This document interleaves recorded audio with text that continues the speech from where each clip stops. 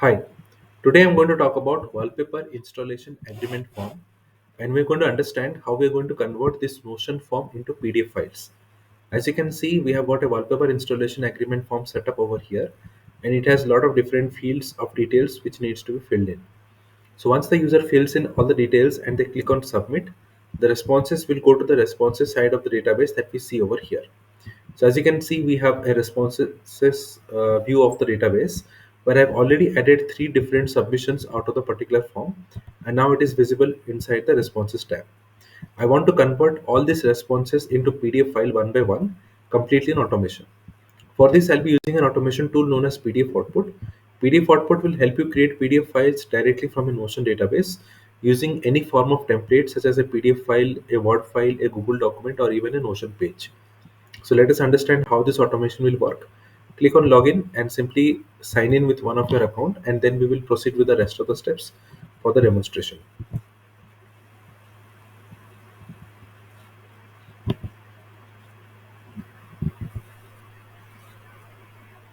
So I've just signed in with one of my account, and let me quickly delete this automation which was created beforehand as I do not need it.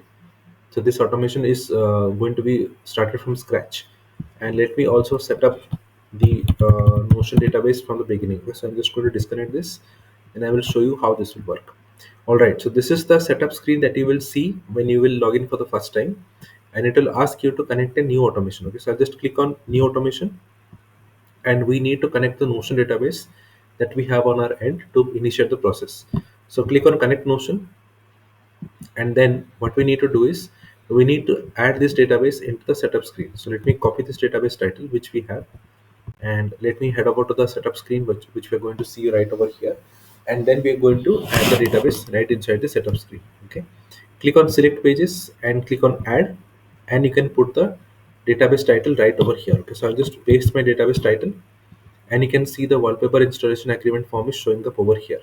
Notice it is showing the database icon as well as the page icon. We need the database in this setup part, so I'll just click on the database over here, and it gets added up right inside this setup screen. I do not need this membership access agreement form, so I can delete this safely, and while I will be only requiring this wallpaper installation form. Okay, click on allow access, and now it will get access to the wallpaper installation agreement form, which we will be able to use to generate the PDF file. Notice there are multiple ways of adding the template. You can add a Google document, you can upload a Word file, you can even upload a PDF file as I mentioned. You can even go with a Notion page. So if your database contains Notion pages added inside it, you can utilize this option to generate the PDF. For this demonstration, I will choose the Google document. I'll click on this. Now it allows me to add Google document in two modes. If I already have a wallpaper installation agreement form created in a Google document beforehand, I can choose the second option and add a document from that.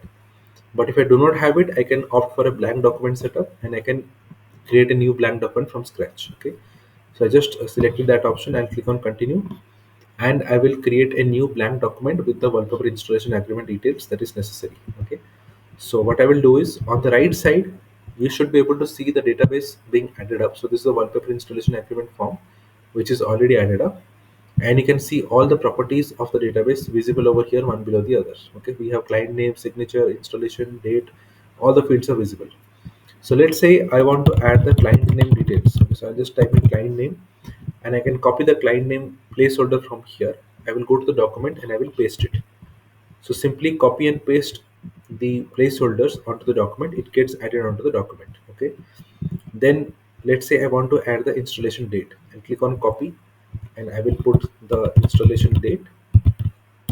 So let me type out installation date, and I will paste it. Okay, so I can simply copy paste any property of my requirement from the placeholders that I see onto the document directly. You have all the options to edit the placeholder as per your choice, like we have in a Google Doc. So you can take advantage of all the formatting options that is available. You can even insert a table and other mode of things that is required onto the document.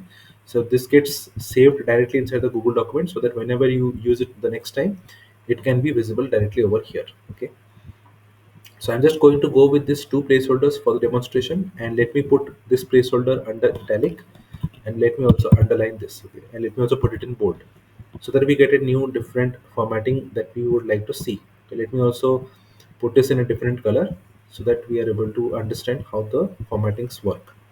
So I've just made this formatting like this.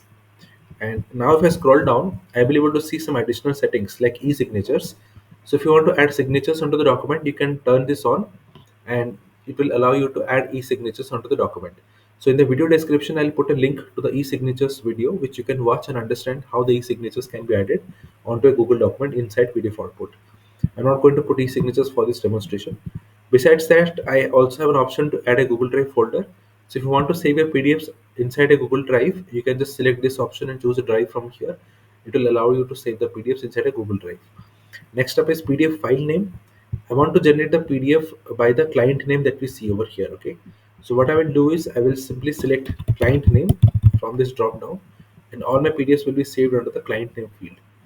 After this, I have the PDF attachment field option. So all the PDFs that is generated, it can be saved under the PDF file column. So we have this PDF file column. So I want to save all my PDFs under the PDF files. So I can select this option as well. And finally, we have the drive attachment field. So this is where all the Google Drive links will be stored, which will allow you to access the files that are saved inside the Google Drive file. Okay, it is also visible over here. So all my settings are intact. I'll click on preview output, and now I will start processing one of the records directly inside the database. So if you observe, it starts processing this particular record, and the PDF will be created right inside this PDF file column. So you can see the PDF file has been created, and if I click on this, it will show me a preview of the output, like how the output should look like. So you can see all the placeholders being replaced with all the formattings intact. Okay, so everything has been replaced right over here, and it just created a new preview document directly inside the database. Now I'm happy with the setup. I click on setup automation, and it will create a automation for me, which can now generate the PDF within the database.